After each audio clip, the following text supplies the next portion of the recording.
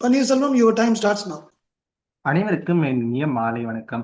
ஆணி வேராக திகழும் என் ஆசிரிய பெருமக்களுக்கும் இங்கு கூடியிருக்கும் அனைத்து நண்பர்களுக்கும் என் முதற்கண் வணக்கங்கள். நான் பன்னீர்செல்வம், 3ஆம் ஆண்டு மாணவன், ஸ்ரீ பாலாஜி மருத்துவக் கல்லூரி மற்றும் மருத்துவமனையில் படித்து வருகிறேன். இந்த கட்டுரையில நான் பேச போறும் தலைப்பு அப்ஸ்ட்ரக்டிவ் ஸ்லீப் ஆப்னியா. குறிக்கோள்கள், அறிமுகம், நோய்க்கான காரணங்கள், நோய்கள், அறிகுறிகள், மூச்சு திணறலினால் வரும் விளைவுகள், மருத்துவ பரிசோதனை மற்றும் சிகிச்சை. அறிமுகம். ஒருவர் தூங்கும் பொழுது 10 வினாடிகள் அல்லது அதற்கு மேல் நீட்டிக்கும் சுவாச நிறுத்தமே நாம் ஸ்லீப் ஆப்னியா என கூறுகிறோம். 5க்கும் குறைவான அத்தியாயங்கள் இயல்பானதுதாங்க. ஆப்னியா குறியீடு, அதாவது 1 மணி நேரத்தில் எத்தனை மூச்சு திணறல்கள் அத்தியாயம் ஏற்படுகிறது என்பதை ஆப்னியா குறியீடு குறிக்கிறது. ஸ்லீப் ஆப்னியா 3 வகையாகும்: அப்ஸ்ட்ரக்டிவ், சென்ட்ரல் மற்றும் மிக்ஸ்ட். அப்ஸ்ட்ரக்டிவ் மேல் காற்று பாதை குறுகி காற்றோட்டத்தை நிறுத்துகிறது. சென்ட்ரல் காற்று வழிகள் சீராக திறந்திருப்பினும் மூளை சுவாச தசைகள் இயங்குவதற்கான நரம்பியல் உத்தரவை வழங்காததால் சுவாச செயல்முறை தடுக்கப்படுகிறது. மிக்ஸ்ட் இது 2 வகைகளின் கலவையாகும். இப்படத்தில் நாக்கின் அடிப்பகுதி பெரிதாக இருப்பதால் சுவாச பாதைகள் குறுகி தூங்கும் பொழுது மூச்சு திணறல் ஏற்படுகிறது. இந்த நோய்க்கான காரணங்கள் என்ன என்பதை இப்பொழுது பார்ப்போம். நேசல் வால் வீழ்ச்சி, டர்பினேட் ஹைப்பர்ட்ராஃபி, மூக்கு தண்டு விலக்கல், நேசல் பாலிப்புகள், நேசல் கட்டிகள், அடினாய்ட் ஹைப்பர்ட்ராஃபி, டான்சிலர் ஹைப்பர்ட்ராஃபி, பெரிய நாக்கு, நீளமான மென்மையான அன்னம் மற்றும் யுவிலா, தாடை பின்வாங்கிய நிலை, நாக்கின் அடிப்பகுதி பெரிதாக இருப்பது அல்லது அந்த பகுதியில் வரும் கட்டிகள், ஒமேகா வடிவான எபிக்ளாட்டிஸ். இதுதான் இந்த நோய்க்கான முக்கியமான காரணங்கள். நோயில் தூக்கத்தின் போது ஏற்படும் மூச்சு திணறினால் ஆக்சிஜன் குறைபாடு ஏற்படுகிறது மற்றும் கார்பன் டை ஆக்சைடு நம் உடம்பில் தேக்கம் ஏற்படுகிறது. இதன் விளைவாக நுரையீரலில் இருக்கும் இரத்த குழாய்களில் சுருக்கம் ஏற்படுகிறது. இதன் தொடர்ச்சியாக கன்ஜஸ்டிவ் இதய செயலிழப்பு, பிராடிகார்டியா, இதய ஹைபாக்சியா ஆகியவை உருவாகின்றனர்.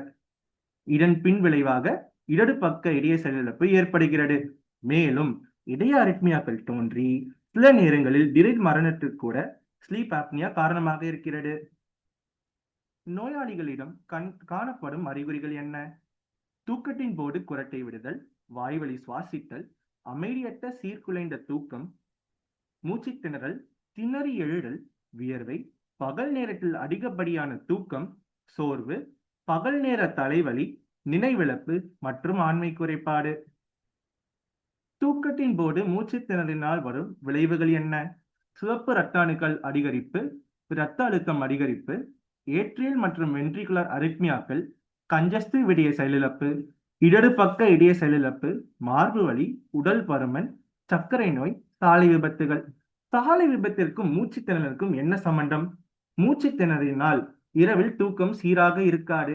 இதன் விளைவாக பகல் நேரத்தில் அதிகப்படியான தூக்கம் ஏற்படும். இதன் விளைவாக தான் சாலை விபத்துகள் ஏற்படும் அபாயம் அதிகமாக இருக்கிறது. இதை எப்படி நம்மால் உறுதி செய்ய முடியும்? அதற்கான மருத்துவ பரிசோதனை என்னவென்று இப்பொழுது பார்ப்போம். பொதுவான பரிசோதனை, முறையான பரிசோதனை, மருந்தால் தூண்டப்பட்ட நித்திரை எண்டோஸ்கோபி, டைனமிக் எம்ஆர்ஐ மற்றும் பாலிசோனோகிராஃபி. பொதுவான பரிசோதனையில் உடல் பருமன் குறியீடு, உயர் ரத்த அழுத்தம் மற்றும் கால்பாத நீர்வீக்கம் ஆகியவை பரிசோதிக்கப்பட வேண்டும். முறையான பரிசோதனையில் இதய செயலிழப்புக்கான சோதனை, கழுத்து சுற்றளவு அளவிடுதல், முழுமையான தலை மற்றும் கழுத்து பரிசோதனை, மூக்கின் பின்பகுதி அதாவது நேசோஃபாரிங்ஸ் மற்றும் குரல் வலி பரிசோதனை, ஹைப்போதைராய்டிசத்துக்கான முறையான பரிசோதனைகள் செய்யப்பட வேண்டும். மருந்தால் தூண்டப்பட்ட நித்திரை எண்டோஸ்கோபி, இதை ஆங்கிலத்தில் ட்ரக் இன்டியூஸ் ஸ்லீப் எண்டோஸ்கோபி என கூறுவர். சிறிதாக டைஸ் என கூறுவர். மயக்க மருந்து நிமிடர் மயக்க மருந்தினை இரத்த நாளத்துக்குள் கொடுத்து இயற்கை தூக்கத்தை போல் இருக்கும் ஒரு நிலையை உருவாக்குவார். இதன் பிறகு மென்மையான நெகிழ்வான எண்டோஸ்கோப்பை மூக்கில் மெதுவாக நுழைக்கிறார்கள். மென்மையான அன்னம், நாக்கின் அடிப்பகுதி, தொண்டை, எபிக்ளாட்டிஸ் போன்ற பகுதிகள் தூக்கத்தில் எப்படி தளர்கிறது என்பதை நேரடியாக பார்க்க முடியும். இதுதான் நேசல் எண்டோஸ்கோபி. இப்பொழுது இப்படத்தை பார்த்தால் நாக்கின் அடிப்பகுதி பெரிதாக இருக்கிறது. இதன் விளைவாக காற்றுப்பாதை குறுகல் ஏற்படுகிறது. இதனால் தூக்கத்தின் போது மூச்சுத்திணறல் ஏற்படுகிறது. Dynamic MRI. டைனமிக் எம்ஆர்ஐ என்பது இயற்கையான அல்லது மருந்தால் தூண்டப்பட்ட தூக்கத்தின் போது கதிர்வீச்சு படங்களின் மூலம் மேல் காற்றுப்பாதையின் மென்மையான திசுக்களின் நிகழ்நேர இயக்கம் மற்றும் தளர்வை காட்சிப்படுத்த முடியும். இக்காணொலியை பாருங்கள். மென்மையான அன்னம், அதாவது சாஃப்ட் பேலட் இக்காட்சியில் பெரிதாக இருக்கிறது. இதனால் காற்றுப்பாதையில் தடை ஏற்படுகிறது. இதன் விளைவாகத்தான் மூச்சுத்திணறல் ஏற்படுகிறது. பாலிசோமோகிராஃபி. குரட்டை, obstructive sleep apnea, central sleep apnea ஆகியவற்றை வேறுபடுத்தி காட்ட இது பயன்படுகிறது. இதன் மூலம் நாம் ஆப்னியா, ஹைபாப்னியா குறியீடு என்பதை நம்மால் கண்டறிய முடியும். இக்குறியீடு இயல்பாக 5க்கும் குறைவாக தான் இருக்கும். ஆனால் 5க்கு மேல் இருந்தால் ஸ்லீப் ஆப்னியா இருப்பதை நம்மால் உறுதி செய்ய முடியும். இதில் electroencephalography, electrocardiography, electrooculography, electromyography, pulse oximetry, மூக்கு மற்றும் வாய்வழி காற்றோட்டத்தின் அளவு, தூக்க நிலை, இரத்த அழுத்தம், உணவு குழாயின் அழுத்தம் ஆகிய சோதனைகள் உள்ளன. இப்படத்தில் இப்பொழுது பார்த்தால் மூச்சுத்திணறல் ஏற்படுகிறது. இதனை காண்பிப்பது சுவாசத்தின் அளவு எப்படி இருக்கிறது என்பதை இது காமிக்கிறது. மூச்சுத்திணறலின் போது ஆக்சிஜன் குறைபாடு ஏற்படுகிறது மற்றும் இதயத்தில் பிராடிகார்டியா ஏற்படுகிறது. இதன் சிகிச்சை தான் என்ன, இதற்கு தீர்வு என்ன என்பதை இப்படி பார்ப்போம். இதில் மருத்துவ மேலாண்மை, அறுவை சிகிச்சை மேலாண்மை என 2 உள்ளன. மருத்துவ மேலாண்மையில் இடை குறைத்தல், மதுபானம், தூக்க மாத்திரை, புகைப்பிடித்தல் ஆகியவற்றை தவிர்த்தல், கீழ்த்தாடை முன்னோக்கி கொண்டு வரும் சாதனத்தை பயன்படுத்துதல், தூக்க நிலை சிகிச்சை, தொடர்ச்சியான நேர்மறை காற்றழுத்த சிகிச்சை, இருமடங்கு நிலை நேர்மறை காற்றழுத்த சிகிச்சை, தானியங்கும் நேர்மறை காற்றழுத்த சிகிச்சை, மயோஃபங்க்ஷனல் தெரப்பி. மயோஃபங்க்ஷனல் தெரப்பி என்பது புதுமையான ஒரு மேலாண்மை.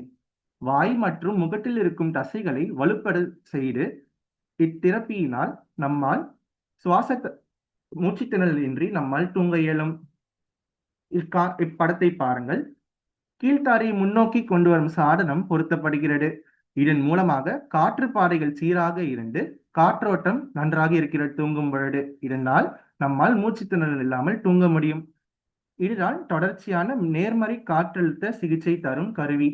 இதன் மூலமாக சீரான காற்றோட்டம் இருந்து நம்மால் தூக்கம் இயல்பாக இருக்கும். இதனால் மூச்சுத்திணறல் ஏற்படாது. இதை ஆங்கிலத்தில் கண்டினியூஸ் பாசிட்டிவ் ஏர்வே பிரஷர், அதாவது சிபாப் என கூறுவர். அறுவை சிகிச்சை மேலாண்மை. இது ஒரு பல்கரணி அறுவை சிகிச்சை ஆகும், அதாவது மல்டி ஃபேக்டரியல் சர்ஜிக்கல் ப்ரொசீஜர். குழந்தைகளுக்கு டான்சில் மற்றும் அடினாய்ட் குறைப்பு சிகிச்சை, லிங்குவல் டான்சிலெக்டமி, லேசர், மிட்லைன் கிளாசெக்டமி, செப்டோபிளாஸ்டி, டர்பினேட் குறைப்பு சிகிச்சை மற்றும் பாலிபெக்டமி. இதன் தொடர்ச்சியாக அன்னம் அறுவை சிகிச்சை, யூவிலோ பாலட்டோபிளாஸ்டி, யூவிலோ பாலட்டோஃபெரிங்கோபிளாஸ்டி, நாக்கின் அடிப்பகுதி ரேடியோ ஃப்ரீக்வன்சி குறைப்பு சிகிச்சை, மாண்டிபுலார் ஆஸ்டியோட்டமி மற்றும் ஜீனியோகிளாசல் அட்வான்ஸ்மெண்ட், மேக்சிலோ மாண்டிபுலார் ஆஸ்டியோட்டமி மற்றும் அட்வான்ஸ்மெண்ட், ஹயாய்ட் மயோட்டோமி மற்றும் சஸ்பென்ஷன், ஹைப்போகிளாசல் நரம்பு தூண்டுதலுக்கான ஒரு பொருத்தக்கூடிய பல்ஸ் ஜெனரேட்டர். இப்படத்தை பாருங்கள். இதுதான் பல்ஸ் ஜெனரேட்டர். இது ஹைப்போகிளாசல் நரம்புக்கு நரம்பியல் உத்தரவை தொடர்ச்சியாக தரும். இதன் மூலமாக நாக்கு தூங்கும் பொழுது நிலையாக நிற்கும். நாக்கு சரியாமல் காற்றுப்பாதை சுருங்காமல் இருப்பதால் சுவாசம் தடையின்றி நித்திரை நன்றாக இருக்கும். இவ்வாய்ப்பு கொடுத்த ஓமண்டூர் மருத்துவக் கல்லூரிக்கு நன்றி மற்றும் என் கல்லூரி தமிழ் மன்றத்துக்கு நன்றி. இங்கு கூடியிருக்கும் அனைவருக்கும் நன்றிகள்.